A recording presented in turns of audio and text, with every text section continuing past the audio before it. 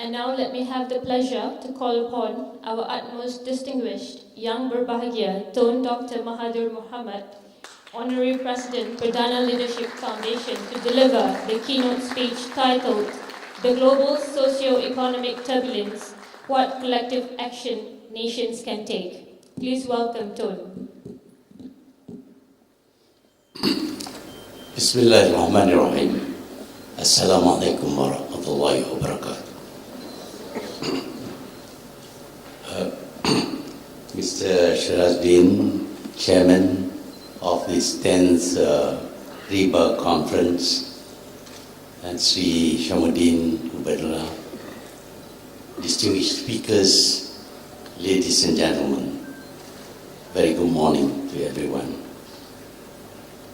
I would like to say thank you to the organizers of this Riba conference for inviting me to speak at this forum.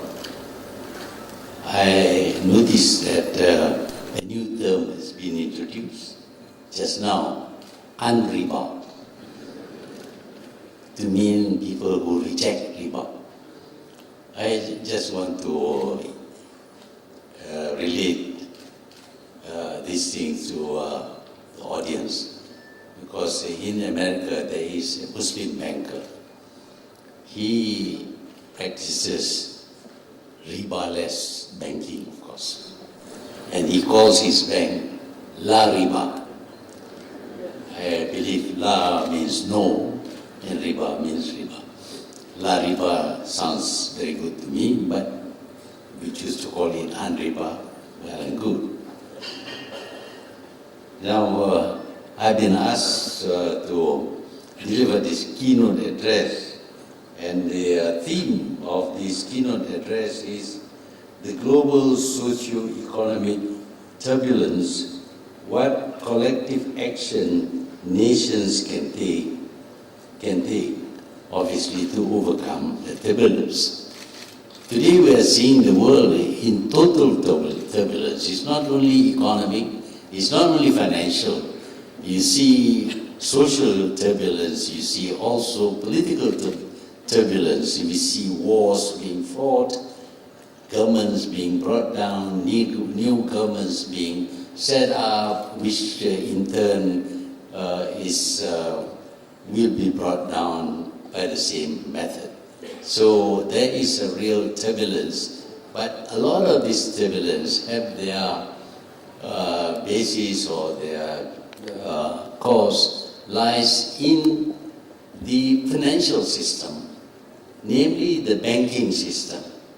Why does the banking system cause this turbulence? It's because banks are given tremendous powers, and as we know, power corrupts. And absolute power corrupts absolutely. What is the power of the banks? Well, it was invented by people who ran short of money to lend. Before there was banking, as we know them now, there were only money lenders. And money lenders lend the money that they have. If they don't have the money, they couldn't lend the money. But then they see profit in lending money, so they would like to have more money for themselves, so that they can lend more and more and more. So they invented the so-called conventional modern banking system. And the bank is given this power to create money. Banks actually create money. That does not mean printing currency notes, although at one time there were banknotes. Now we don't use banknotes anymore, but there are other ways of creating money that does not involve printing banknotes. You must remember that even lately, when they had this quantitative easing that they talk about, and they were supposed to be printing or issuing billions of dollars and billions of pounds, but no real money was actually actually printed, because it will take a big printing machine to produce billions and billions of pounds. And you are going to see these banknotes, but you don't see any banknotes increasing in circulation. What it's meant by issuing this quantitative easing is to just write checks and credit into the banks. The bank then lend the money in the form of giving credit to the borrowers, but the borrowers also don't see any real cash. It's just credited to his account, and he wants to pay somebody. He doesn't give the person the cash, especially if it is a big sum of money. He issues a check, and the check is then goes back to the bank, and it is seldom that the bank has to pay cash to the person. All the bank does is to credit it to his account so that when he wants to spend money, he can again issue checks. So you don't see any cash at all. So when banks are given the right to create money, they can create unlimited amounts of money without going through the process of printing currency notes. They used to. There were banknotes when I was a small boy. There were banknotes used, even in Malaysia, issued by the Hong Kong and Shanghai Bank and Chartered Bank. But today, banks don't print money anymore. Only authorities print money. And the amount of money they can print is not sufficient to support the multifarious trading and business activities in any community. In Malaysia, for example, if the central bank were to issue all the money that is needed for our daily transaction, then we will be inundated with huge amount of cash, which would be somebody would rob it from us or do something nasty to us to get hold of. But as you know, we all use checks and credit cards and the like. We don't see any money at all. So what is happening, of course, is that while the government may issue real cash, real printed currency notes for us to use for small things, but mainly the money that is used by us is in the form of checks, or nowadays, of course, in the form of credit cards and debit cards. No real cash is involved. This means that the bank can create any amount of wealth. Now, when you give that kind of power to the bank, and you also give to the bank this right to get a fixed return from the money they lend, obviously the banks want to lend more and more money, because anything they lend, they can get a return, a fixed return. It may be 1%, it may be 10%, it may be 20%, but the return is fixed. So even if the borrower goes bankrupt, the banks still make money. Of course, the bankrupt chap will have to lose everything, maybe sell off his property, but the bank does not lose. The bank collects back the money that is lent in the form of properties confiscated, or in the form of whatever cash that they can collect, or the property that they will take as collateral. So the banks do not stand to lose anything when they lend money. So the tendency is to lend more and more money, because they can create the money. You create the money and you lend it. And strangely, when you lend money, it becomes an asset for the bank. It has nothing, but once it issues some loans, that loan becomes an asset to the bank. In the accounting of the bank, that comes in as asset. And of course, if the banks fail to collect the interest and everybody loses money and they cannot get back anything at all, then banks will go bankrupt. But they believe that they will not go bankrupt.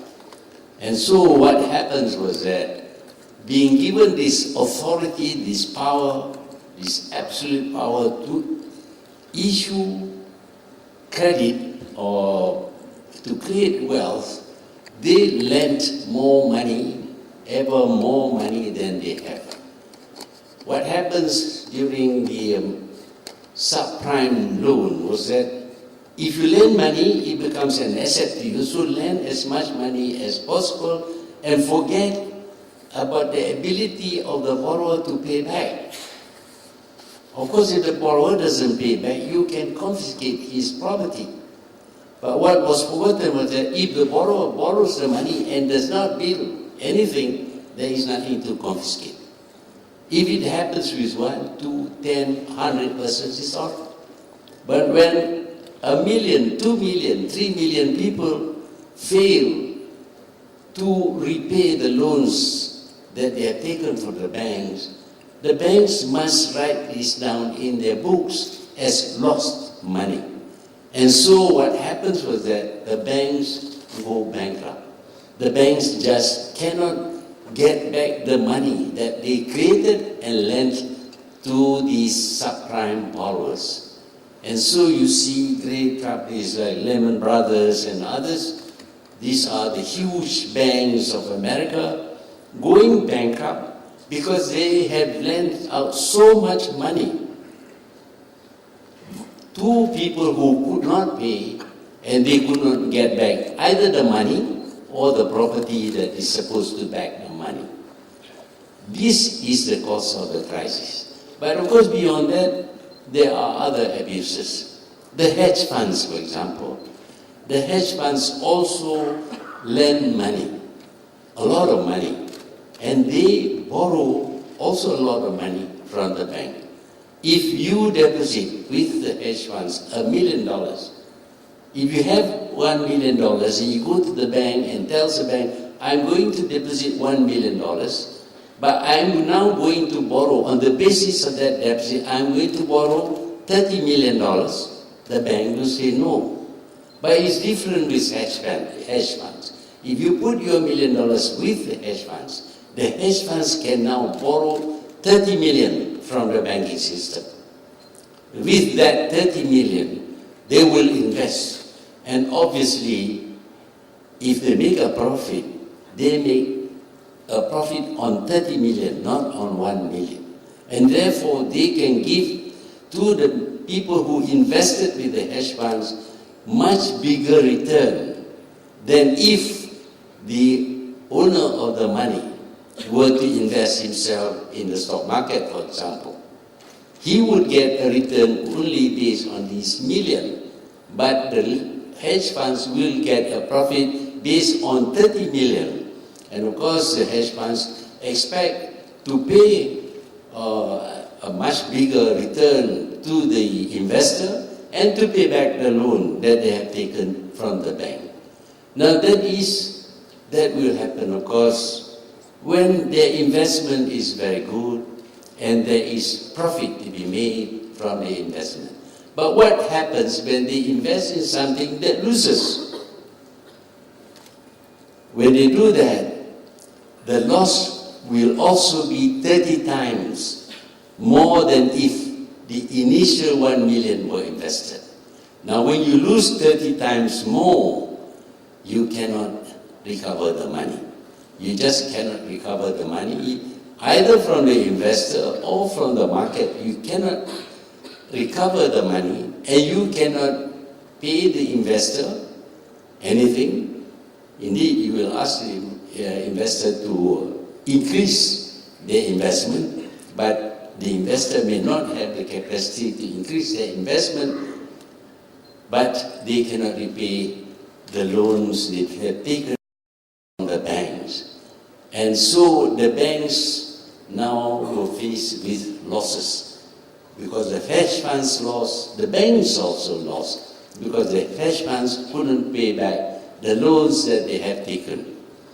This increase is called leveraging. Leveraging simply means increasing your borrowing. but it's a very nice term to use. People do not know what is happening. They thought there's something has been done to leverage your 1 million into 30 million. So the banks go bankrupt, the hedge funds go bankrupt, the investors go bankrupt. And when the banks and everybody else go bankrupt, you have a financial crisis on your end. Now, it is important to understand this, because if you want to overcome the crisis, you have to understand the causes. Basically, the cause is riba, because banks make money from fixed return, and the urge, the greed, is to lend more and more money which they don't have. It's fine when they are making profit, but once they lose, once the loans cannot be paid back, the banks will go bankrupt. That is why riba is dangerous, because you are giving to the banks the right to make money out of nothing. The banks never have assets or investment as much as the amount of money they are lending. I am astounded that during the previous years, lending by banks were very small, about $1 million, $100 million. Today they lend billions of dollars, tens of billions of dollars. Where does this money come from? How do the banks lend so much money? Where does it come from? Are they keeping all this money in their vaults? Obviously not, they don't have. And they don't even have the gold.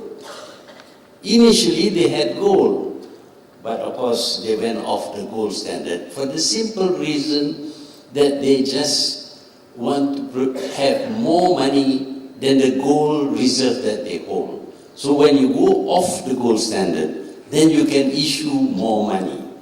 Obviously, the money that you issue without the backing of gold, that money depreciates in value. And the amount of depreciation that you see is tremendous. At the time of Bretton Woods, the amount fixed was $35 per ounce of gold. $35 per ounce of gold. Today it is $1,800 per ounce of gold. This reflects the amount of money that has been issued, also the devaluation of the money and the inflation that accompanies it. So the whole system has been abused. The banking system has created a lot of greed among people. And because they have so much greed, they begin to do what is not really morally right. Even though legally it may be right, but the abuse of the system led to so-called enrichment of these countries. The Western countries are supposed to be developed. They have very high per capita income, but all these are created out of nothing, out of banks issuing loans which they with money that they don't have. And because they were issuing these loans and the amounts of money increases so much, everybody wants to have a share of this wealth. And this includes the workers. The workers say, why are they, the investors, the management, the owners, making so much money for themselves? The workers also contribute to the creation of this wealth coming from the industries. So they demanded to be paid higher and higher wages, and of course labor parties become governments, and they decided that workers must be paid ever increasing wages, despite the fact of knowing that when you increase wages, you also increase inflation. But never mind, the workers also must have a share, not so much as the capitalists, but the workers were given what is considered to be a fair share of the wealth. And so wages in these Western developed countries went up through the ceiling, went up through the sky, became very high. In addition to that, there are other perks that were given to the workers, pensions, unemployment benefits, etc. All these things costs a lot of money. But the workers are happy, of course, because they are earning more money. Despite the inflation, they seem to have a better living standard than people in some other countries where wages are low. But when the crash came, when the crisis comes, they just cannot afford these high wages. These high wages have contributed towards the failure of the developed countries in the world market. Their products are too expensive because they have to pay high wages. The cost of living in their country is very high, and therefore the cost of producing goods becomes so high that they cannot compete in the international market. Unfortunately, their answer to that was to retreat into the financial market. In the financial market, you can make more money because if you sell currency, for example, you can make billions of dollars. But this financial market is not a real market. It is a gambling den. That's what they do. They bet on the rise or fall of anything, commodities, money, etc. Sometimes they win, but sometimes they lose. And when they lose, they will go bankrupt. But the worst part about the currency market, about the financial market, is that it creates very few jobs. You don't have to do anything. You just take a bet and you can make $1 billion. You don't need to employ anyone or create spin-offs in smaller industries, sporting industries, trading, shipping, transportation, insurance. You don't have to have all that, because in the financial market you can make tons of money without employing anybody. Today's currency trading, for example, is stated to be $4 trillion a day. $4 trillion a day. That is equal to Germany's total production in 1 year.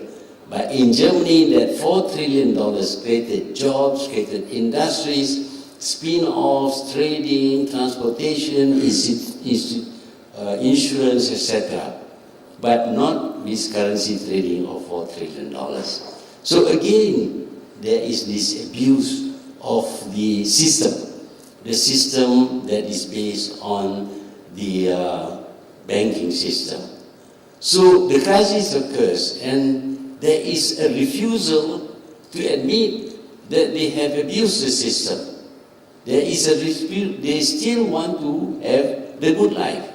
They don't want to reduce, no austerity program, because if you borrow money and you have no money to pay, you have to work harder, perhaps at lower pay because there's no jobs, in order to have the money to pay your debts. But what do we see in Europe?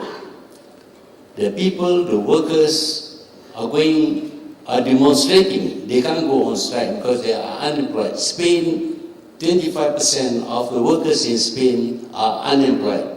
So they have demonstration demanding to have the same kind of life they were used to. Very high pay, luxurious life, everything provided for by the government, and all kinds of perks given to them. They want to have that. But if you have that, you cannot create a surplus budget.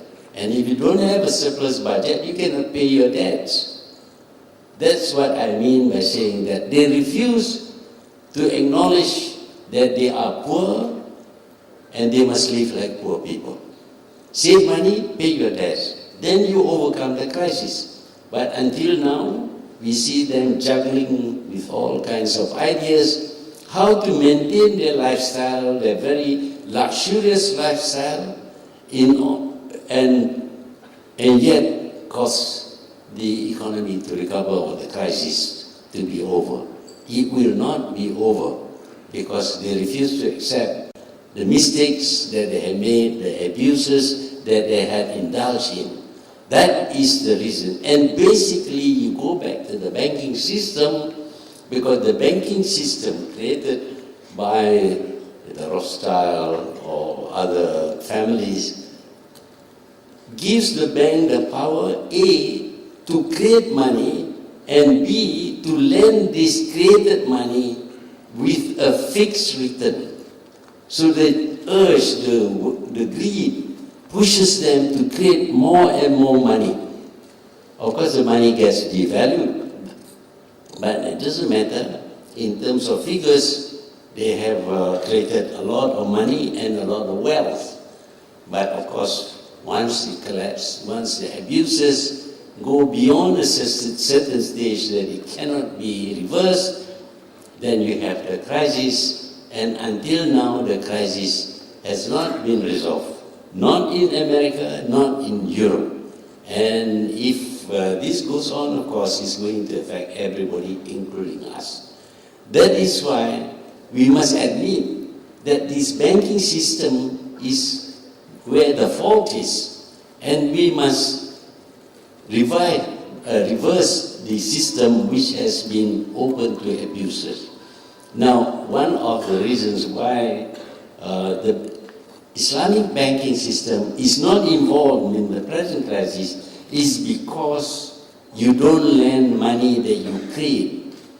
If you do, then you must be involved in the business, and if the business loses, you lose, the bank loses. That's the basis of lending in the Islamic non-riba system.